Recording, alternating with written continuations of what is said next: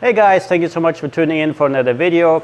So in this video I'm going to be talking about some changes to the stocking of the tank behind me, the big Moray Eel community tank.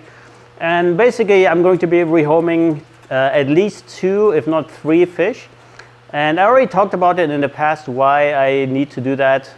So I noticed about 3 months ago that at least 2 of those fish need to be rehomed because they're just outgrowing the tank, and just not happy in this tank, even though it's a 1,000 gallon aquarium, 10 by 4 by 4 feet, but still not big enough for these types of fish. So yeah, I'm going to go through the process of getting them out of this tank, transporting them, putting them into their new home, and then also going to be talking about what can I do to replace them, maybe not a fish of the same size, but some of the same functions that they had in this tank. So we'll explore some options, how we can keep this tank interesting, even though we already have a bunch of cool morays. So yeah, let's get into it.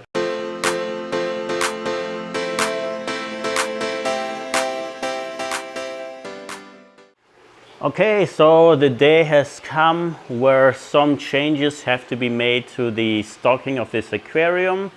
First and foremost, we are talking about the remora. So the remora is a fish that I basically rescued from a fish store.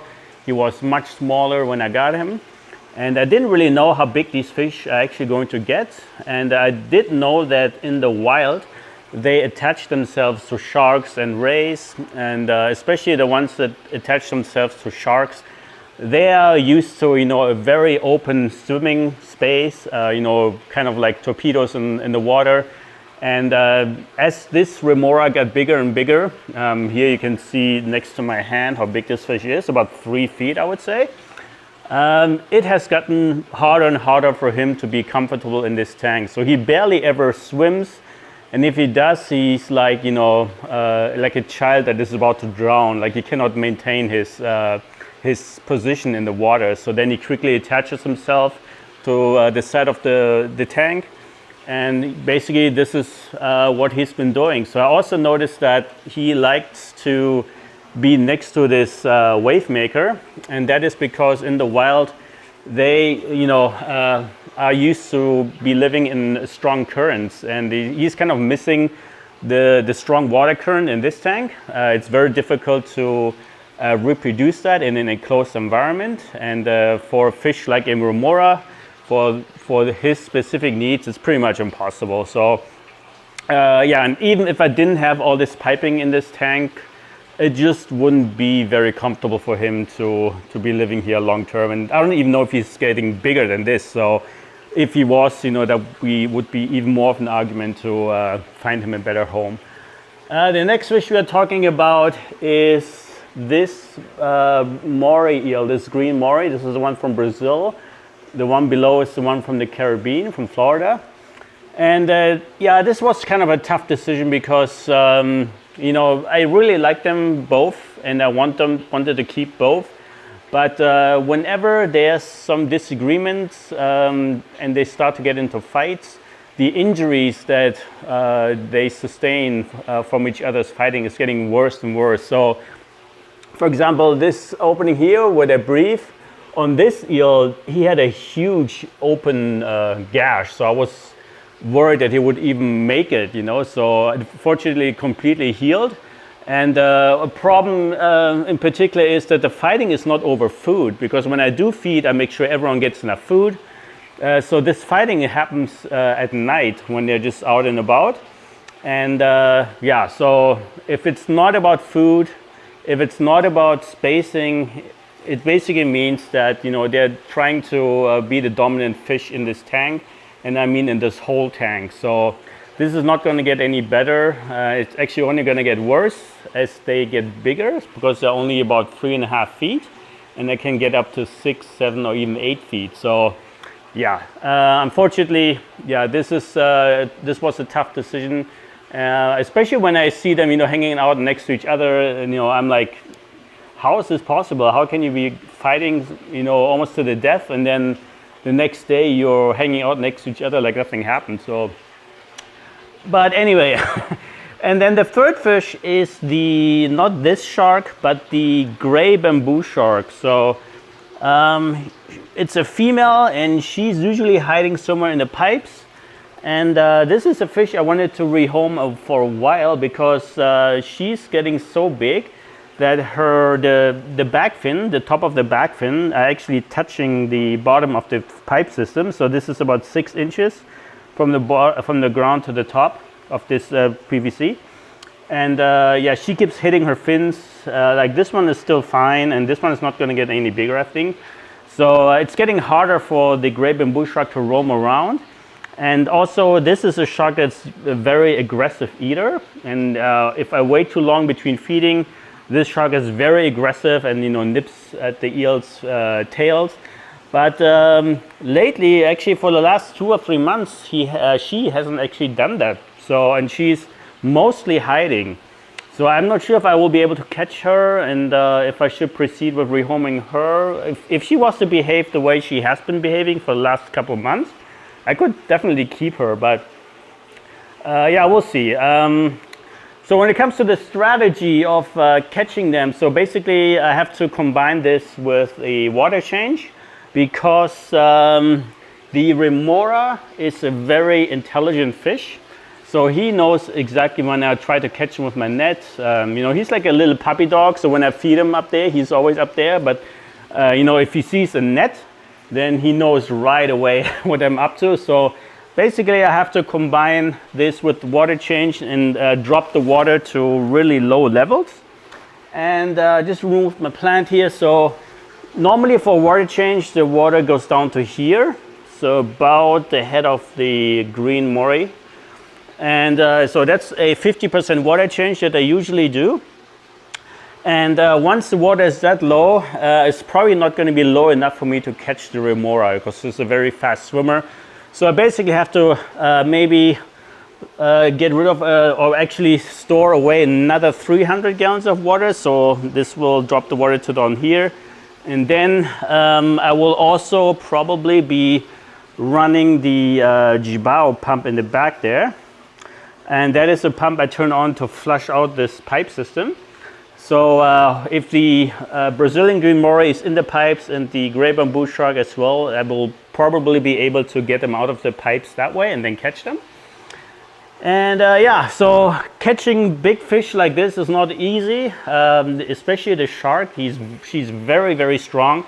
And originally I had planned to just put a long piece of pipe in there, wait for her to go in there and just close the end, both ends, and just take the pipe out of the tank.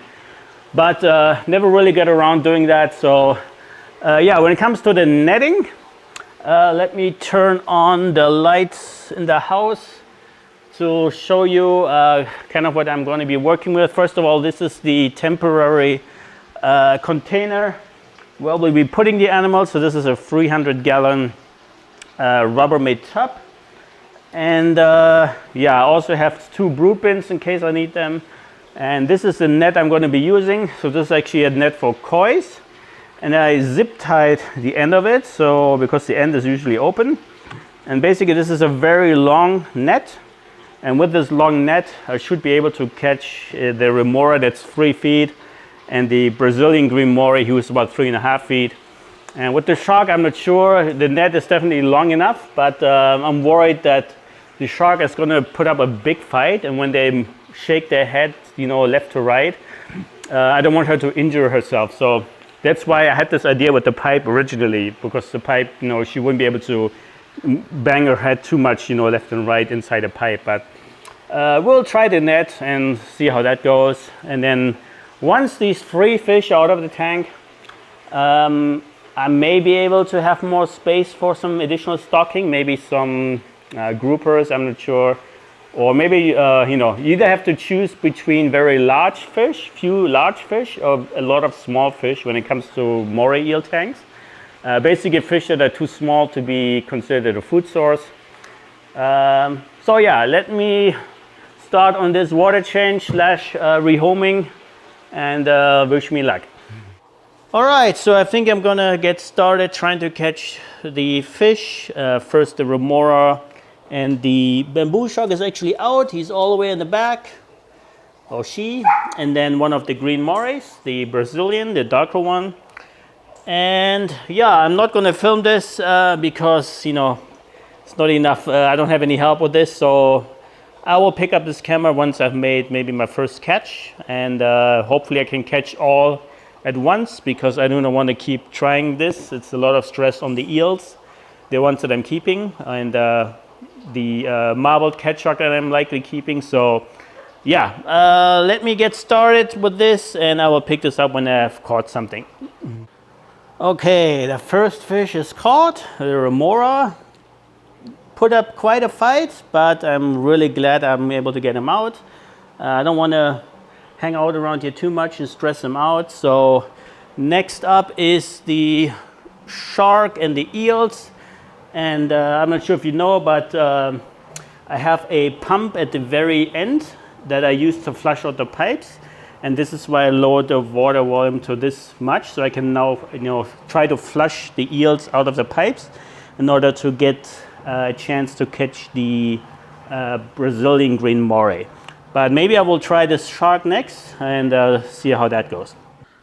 All right, good news again. The gray bamboo shark is now in the pond as well. Just turn off the water so you can see them better.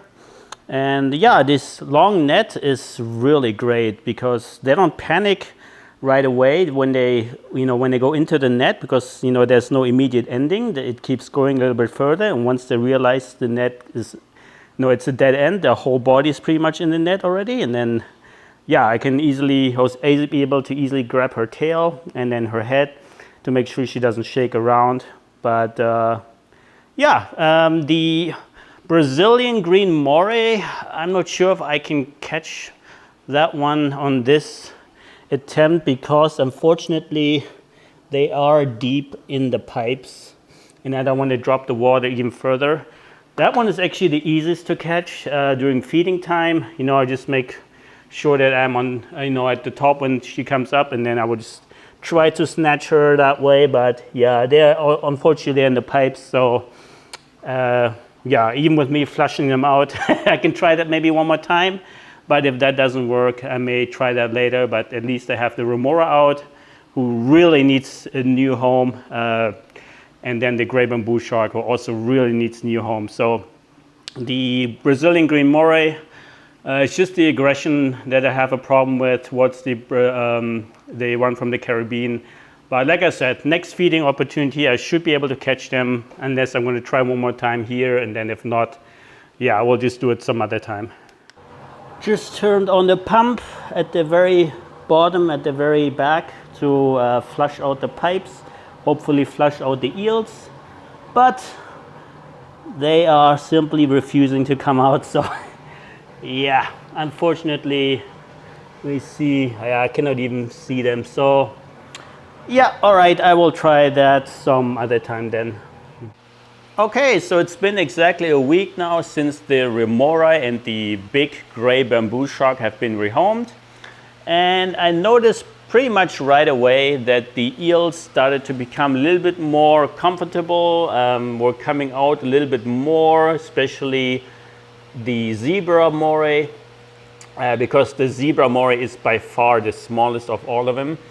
And the viper moray, who almost always sits up there, and he was probably scared of the gray bamboo shark, because the gray bamboo shark was such a powerful and big animal that you know, was swimming rapidly and fast, and kind of was a little bit destructive in this tank. And the viper moray is a very shy, slow-moving fish. So yeah, that was not a good match as tank mates. So the eel has been fine though, because the viper moray always stays on the upper parts, and the gray bamboo mostly on the bottom. Did go into the pipes, but always stayed, you know, in the bottom half. And sometimes I did see him come out of this one, you know, but he never went all the way up there where the viper moray would hang out. So yeah, what's coming next? So I think I will leave this tank like this for a little bit. One downside of not having the remora in this tank is that I do see more leftover food, and the remora was just was probably the biggest eater in this tank. He would eat until he burst pretty much. So never had any leftovers when he was in here. And now that he's no longer in here, I'm thinking about maybe getting some California lobsters. They are pretty reasonably priced compared to the blue spiny lobsters that I had before, which were attacked by the big gray bamboo shark. This is why they are no longer in this tank. They were actually got killed. So yeah, the California lobsters are pretty big and they're great scavengers. The only issue I may have is that this water in this tank is probably too warm for them. But the same thing was said to me about the blue spiny lobsters, and they did grow big and they molted very quickly. I guess the metabolism, is increased in warmer waters, so they grew faster and molted more frequently.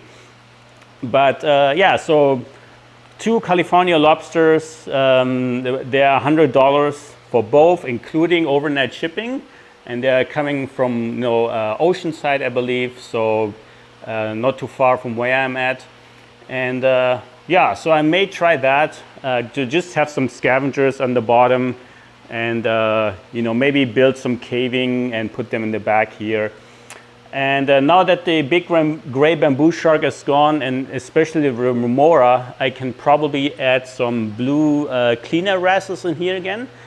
Because the remora, I believe, was the one who ate both cleaner wrasses.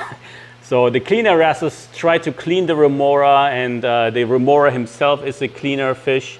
So I guess he was, he got confused when he saw these fish swimming at him, and he just ate them. So I didn't see them get eaten, but it was very likely him. If I do get them again, I may need to add some more rocks in the back because the remoras actually sleep in the holes of rocks. And if I don't put that in here, they basically have nowhere to sleep, and they would get stressed out and die very quickly. So yeah, I will probably try that. And I also noticed that I'm seeing a lot of these white spots everywhere on the background and pretty much all over the tank. And what this is actually sponges growing.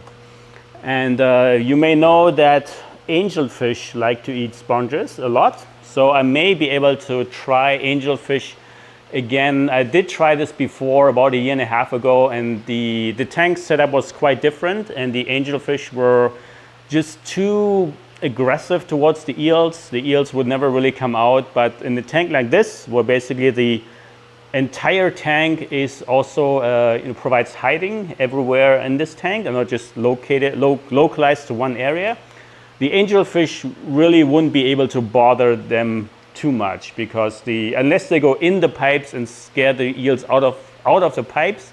But I would have to have so many angelfish in here, and big ones, that this is not really I guess going to be a problem. I'm also thinking about maybe getting a pufferfish. Yeah, so the pufferfish looks very interesting, and also wouldn't be I wouldn't have to be concerned about him getting eaten, because the eels, they just cannot hold on to a pufferfish when he makes himself big. So that is an option. One thing I'm going to try to do, if I don't get the spiny lobsters, and then I may lower the salinity of this water a little bit to save some money on salt. And so that's an important decision to make. Do I need lobsters or cleaner shrimp, or do I find a different scavenger and just keep the salinity lower? And I think the white-spotted bamboo shark that I still have in here, he does require a little bit higher salinity. So then might as well, he's back there, so might as well get the spiny lobsters and see how they're going to do in this tank with this warm water, or warmer water. And yeah, so I'm going to do some experimenting, see what works, and may not add as many fish at once. Maybe just try 2, 3 at a time, see how it's going. And then the problem with the angelfish though is they're very territorial. So if you do want multiple, you should add them all at once to have the biggest chance of them getting along with one another. So yeah, I did mention that I was going to rehome not this green moray but the other one. But ever since the shark and the remora are gone, I have not seen any fighting, and actually hang out with each other more, the two green eels.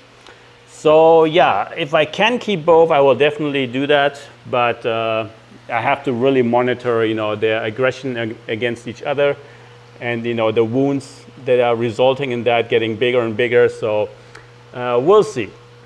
But for now, yeah, this has been a success. The remora is much happier now, and so is the gray bamboo shark. So yeah, it was a great experiment. I think remoras do not belong in home aquariums because you simply cannot provide what they need in the wild. So they cannot, you know, in this tank he couldn't swim fast enough, he could not attach himself to a big shark, and all of that either requires a zoo or them being in the wild. So I cannot see a home aquarium where you could keep a remora long term. So yeah, just keep that in mind if you ever think about getting one. So unless you have an exit route for them, and that is one important lesson that I learned, that I will never buy another fish where I know in advance that I will not be able to keep them in here long term, because it was such an ordeal to catch them, to transport them, you know, have water containers in the vehicle, and you know, driving slowly, making sure that the water doesn't splash all over in the car. You know, it's salt water, so that's very corrosive. So yeah, so I'm not going to get a bumblebee grouper or anything like that that I know is going to get massive and I need to find a new home for him. So yeah, moray eels, they're fine, even though they get big, but they do like to, you know, curl up. They do like to, you know, go in and out of the pipes. So there's no territoriality happening, at least so far. And yeah, so like I said, I will keep you up to date. We'll add some new animals here pretty soon, and hope you will watch these videos as well, and hope you have a good day. Thank you.